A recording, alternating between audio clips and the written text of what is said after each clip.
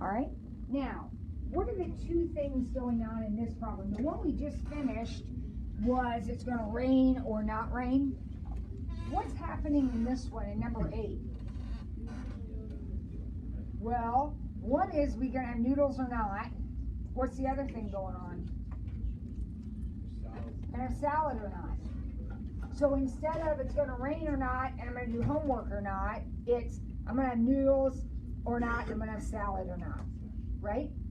Now, when you arrange your tree, you got to know which comes first and which comes second.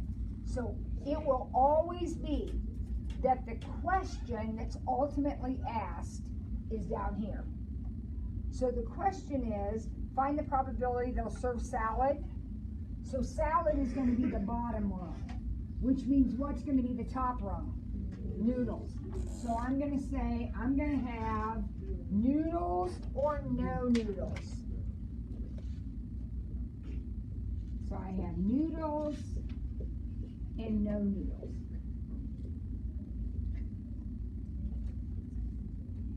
Now, what are the probabilities here? Does it tell me in the problem? It always will. Given that they serve noodles once each school week, what does that mean? School week. School week. 1/5. 20%. 1/5. So having noodles is 20%. So not having noodles is 80%. All right, we're all big kids. We can all read. It says, given that they serve noodles once each school week. That's 1 out of 5. 1/5. Okay? Now, what's going to happen? Well, we're either going to have salad or no salad.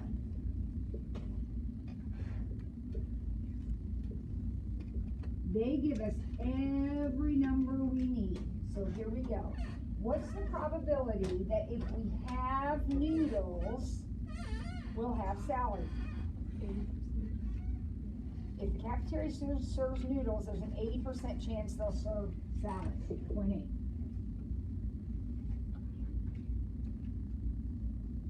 That means no salad would be 0.2. Now what if we don't have noodles? If we don't have noodles, there's only a 50% chance. You see how you have to read the problem? Figure out what's going on? All right, now what do we want to know? What's the probability that they will serve salad? Well, here's a salad, so we could get there this way. And here's a salad, so we could get there this way. All right, so noodles and salad. 0.2 times 0.8, 0.16. Or no noodles and salad, 0.40. The answer to the question is there's a 56% chance we're going to have salad.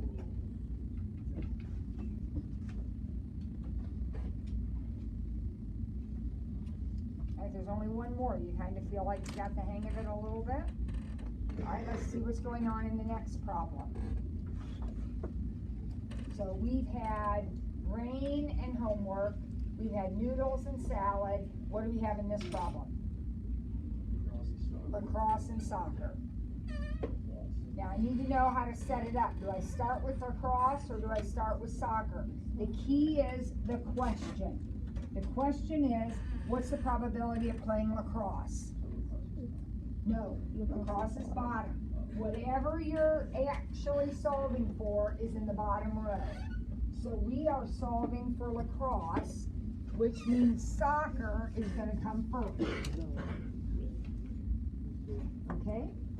So here we go with soccer. So we either play soccer or we don't play soccer. All right? tell me what these numbers are. Read the problem carefully, very carefully. Don't jump the gun. Read it very carefully. Tell me what those numbers are. 0.7 and 0.3. It says if the probability of a student playing soccer is 70%. So 0.7, then he doesn't play soccer, 30%. Alright, so then he's either going to play lacrosse or no play lacrosse.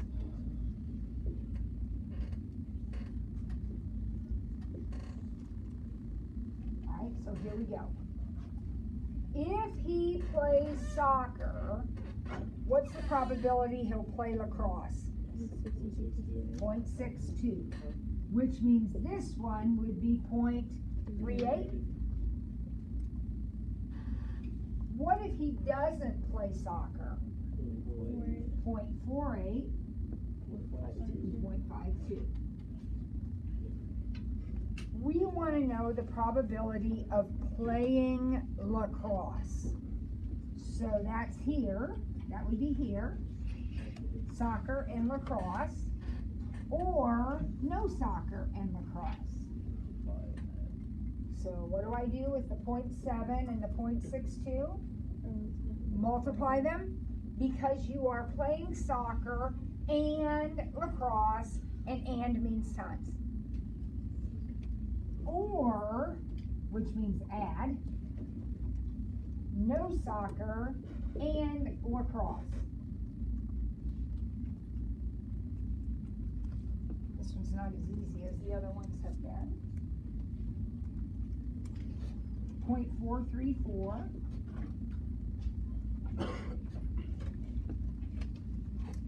and 0.144. So the answer to the question is 0.578. So you can say 0.578, or you can say there's a 57.8% chance that he's going to play lacrosse.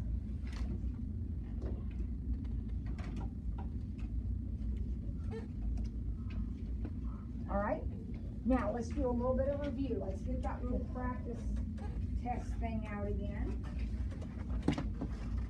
real quick. And let's turn to number, I'm on the first practice test in your packet. Let's go to number 15. Question 15. This is a Venn diagram. Okay? I am going to ask that you and your partner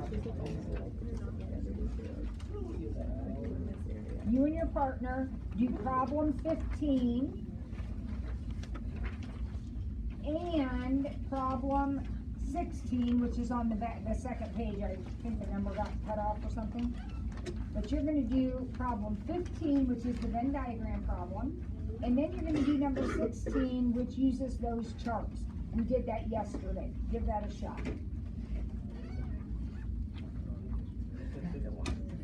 So 15 and 16.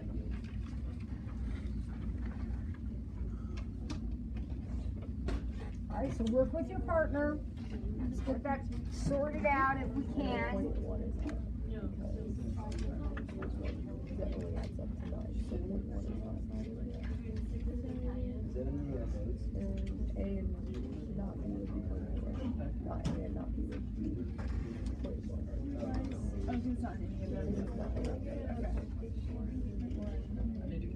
They're over in the second column down at the bottom.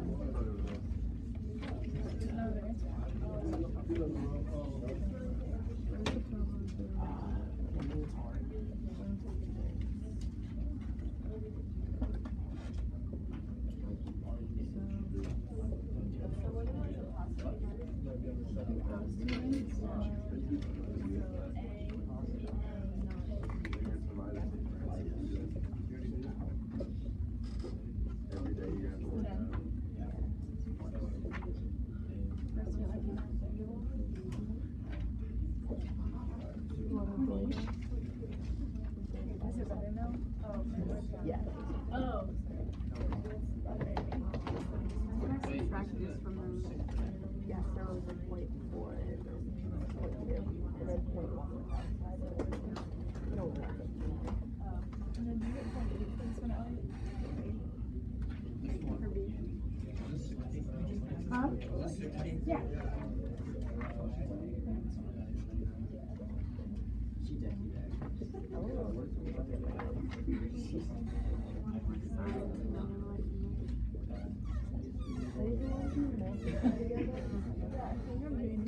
Yeah, I think we multiply them. It's like the brown, remember? It's like the Skittles or whatever. Yeah, it was easy. That's exactly what it is. Whoever just said that, that's exactly what this question is exactly like that. Okay, that's what I thought. It's like this. Are we gonna skip like on the test? Are we gonna skip like on like 13? So I know A is right.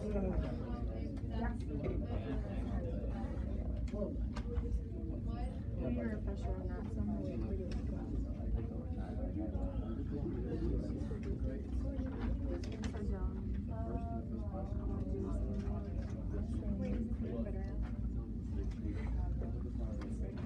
Let's keep rubbing it off. Face doesn't look good. I'm down here. Rubbing it on. Yeah, you just touched it. I would feel like you just don't touch it because it's bothering. Because then if you're like going this, then like every time you do this, like more. What? Oh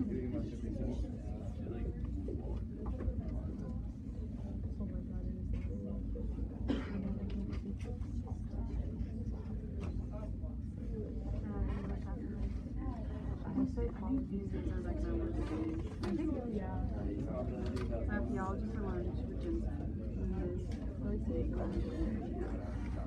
I have psychology after lunch, so I'm going to do this. But I'm going to just fall asleep every day. Wait, when you do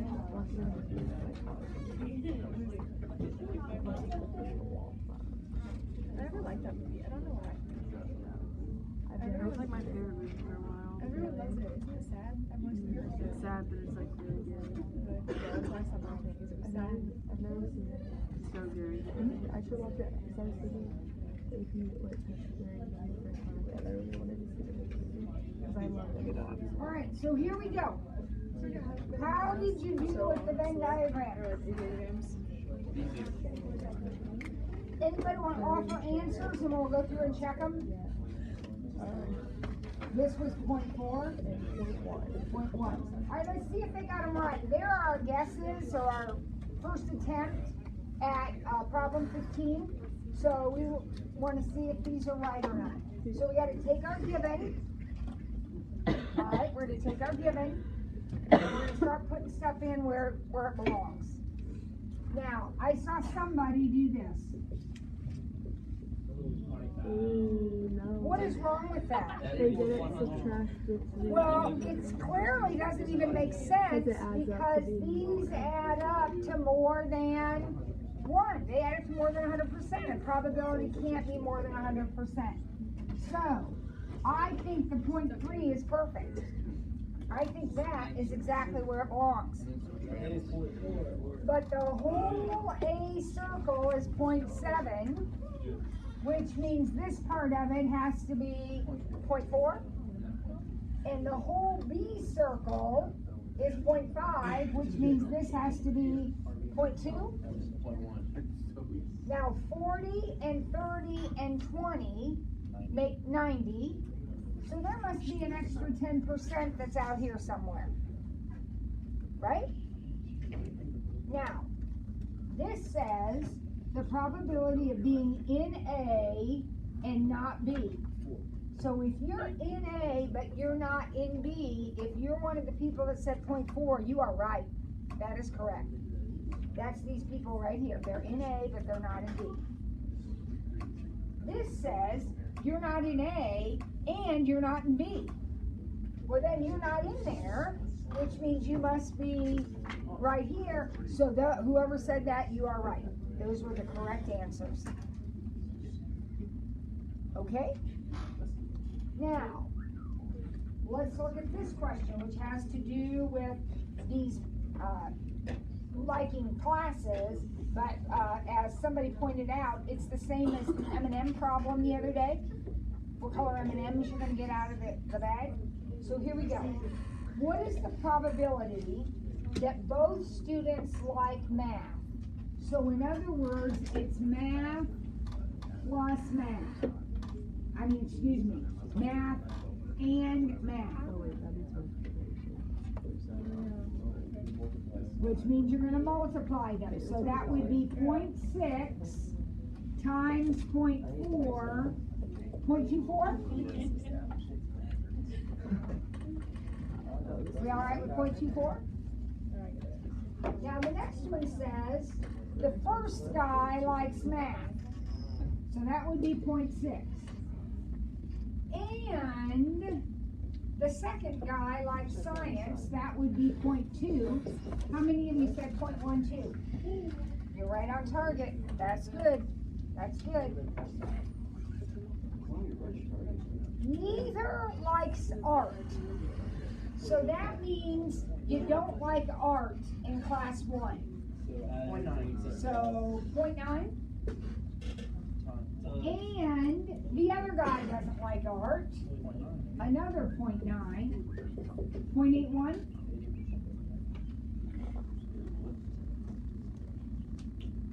And now the tricky one. One is science and the other is English. Now why is that tricky? Because it can be science and English, or it can be English and science. Alright, you gotta do them both. And then after you do both of them, you're going to add them together. It's like noodles and salad, no noodles and salad. You add them up. So science and English, what would that be? 0.1 times 0.3, so that's 0.03.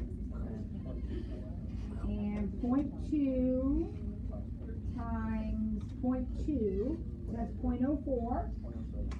So the answer to the question would be 0.06.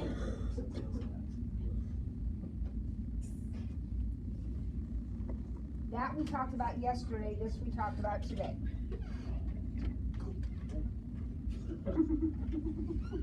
Mason, that's completely inappropriate behavior.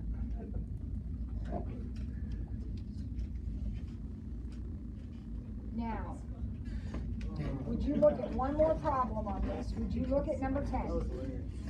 Let's go through number 10.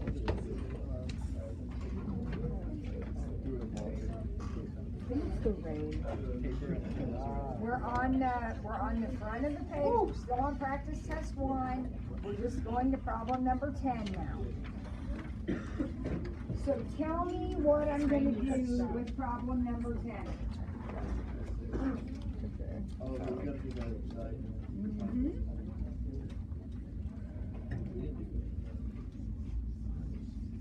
Number 10 is going to be a tree diagram. Right? And what's going to be on the bottom? Tennis. Which means on the top is going to be rain and no rain. Remember, in these, they're called conditional probability problems because my playing tennis depends on whether it rains or not. Okay? When you build these trees, whatever the question is, that's the bottom. So tennis is going to be down here. Rain's up here. Read the problem all the way through. What's the probability of rain? 45. 45. So the probability of no rain would be 55. Alright, now what's my next branch? Tennis or no tennis? So tennis or no tennis? On both sides.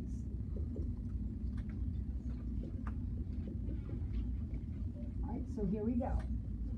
If it rains, what's the probability I'll do tennis? 15%. So this would be 85%. Each little, whatever you want to call it, each one of these has to add up to 1. Now what if it doesn't rain? Then it's 90%.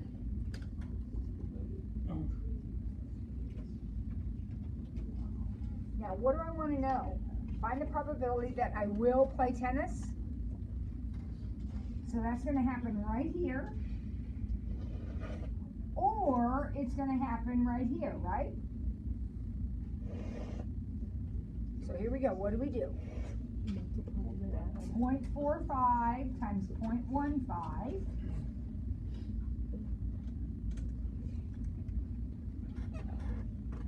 0.0675. Or this one, which is 0.55 times 0.90.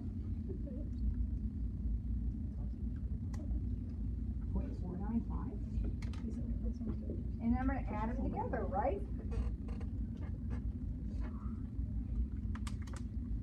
So there's a 56.25% chance that I will play tennis tomorrow.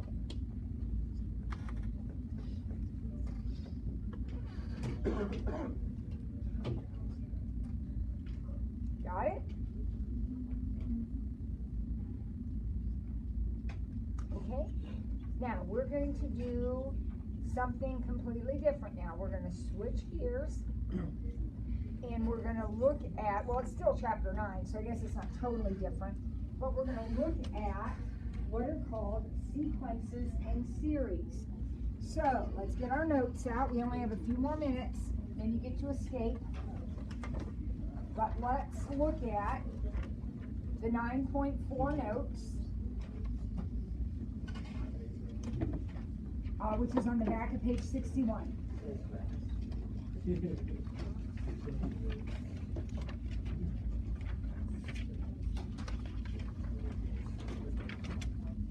All right, so here we are. First thing, right off the bat, we have some vocabulary.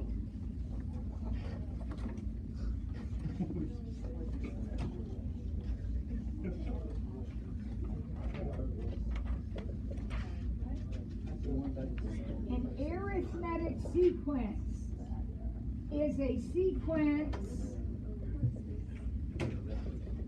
in which it looks like arithmetic, but when we use it as an adjective, it's arithmetic. So it's an arithmetic sequence. It's a sequence in which you get from term to term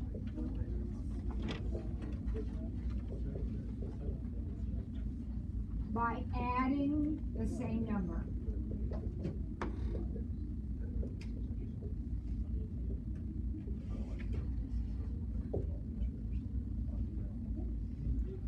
So an example would be something like 2, 5, 8, 11, 14, and so on.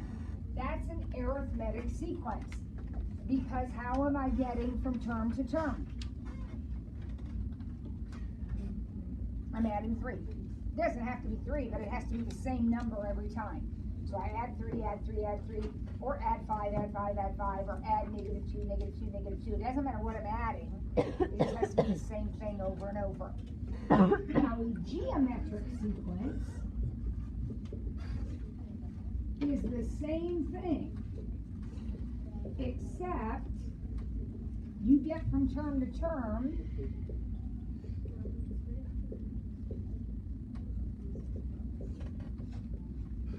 by multiplying by the same number.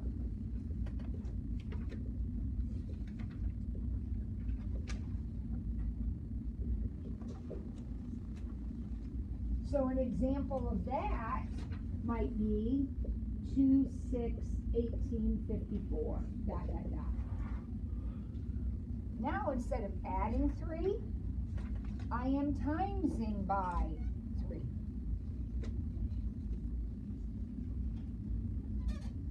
Now, are there other kinds of sequences? Yes, there are. These are the big two, the main ones. But there are lots of other sequences. You could make some up.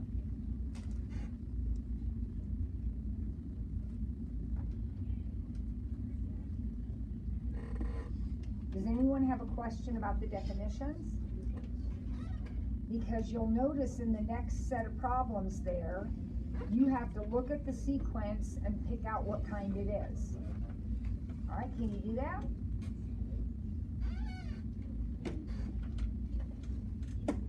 Any idea about A? Okay, Ellie says we're dividing by 2.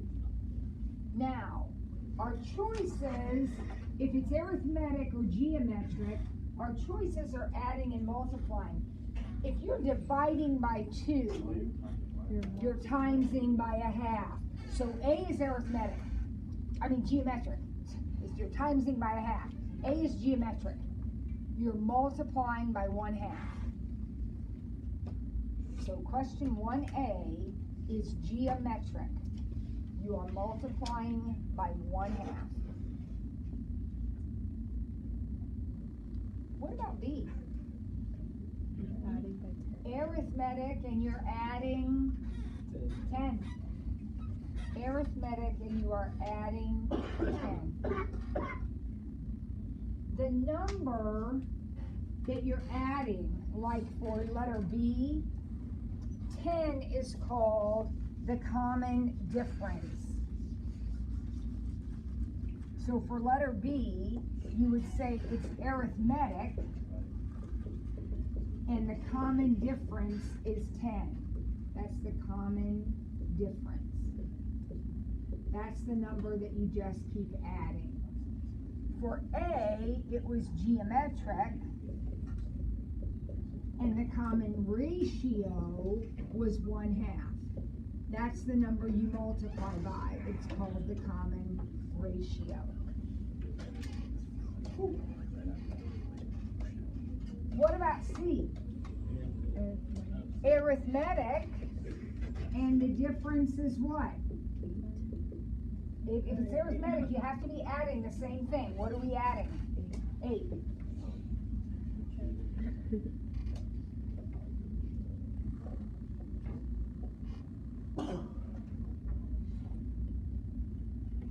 What about D? Yeah, it's neither one. Now, can anybody see a pattern there? Yeah. I'm not saying there's no pattern. You add 2, then add 4, then add 6. Exactly. Now, you're adding 2, adding 4, adding 6 tag. You're right. That's not arithmetic. Because to be arithmetic, whatever you're adding has to be the same. You can't add a 2 and then a 4 and then a 6. You can. They did it, but it's not arithmetic. Okay? How about E? Geometric, and the ratio is 2. Very good. How about F? Arithmetic, and the difference is 2. And how about G?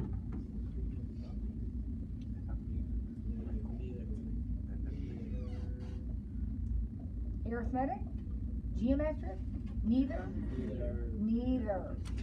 Now, are those special numbers? 1 and 4 and 9 and 16 and 25? Those are the squares, right? So the next number would probably be 36, and then 49, and so on. But it's not arithmetic or geometric. There's a pattern, but it's not arithmetic or geometric. All right? So, if you were walking down the hallway and you found a set of numbers that look like this, would your heart skip a beat? Yes, because that's what kind of a set of numbers? Arithmetic. Arithmetic and geometric are special. We're going to have formulas we're going to use with those to do different kinds of problems. So one more time before I finish this up with question number 2. One more time. How do you know if it's arithmetic or geometric? If you're adding the same number, or if you are multiplying the same number. Okay, now you're going to build a sequence. Problem number 2. Come on. I know we've covered a lot of stuff, but we have to. Hang in there. B sub n equals 6 over n. So this is some random formula. You're never going to have to memorize that. You may never see it again. It's some random formula, and it says the nth term is 6 over n. So the first term would be 6 over 1, which is 6. That's all. That's how the formula works. So the second term would be 6 over 2, which is 3. Now it says find them. Oh, it says go 1, 2, 3, 4, and then we're going to 70. All right. So what's 3? 6 over 3, which is 2. What's 4? 6 over 4, which is 3 halves or 1 1/2. Now, what about the 70th term? What would that be? 6 over 70, which is, let's see, 2 goes into there, 3/35.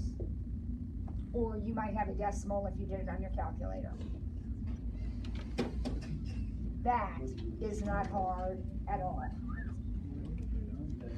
All right, last problem, and then we're done for the day. We're finished eating. You can do it. Here we go. This one has another random formula. This formula doesn't mean anything at all. It's just some random thing. And we're going to find C sub 1, C sub 2, 3, 4, and 7. All right, what's C sub 1? 3. How does he do that? He plugs n in, so 1 goes in, and 2 times 1 plus 3. Now what's he going to plug in? 2, so that's going to be 5. And then he's going to plug in 3 and 4. Yeah, that's arithmetic. And now wait, we're doing 70. So we're skipping a few in here. So 70 would be 141. All right. Arithmetic. Ellen, would you show me that?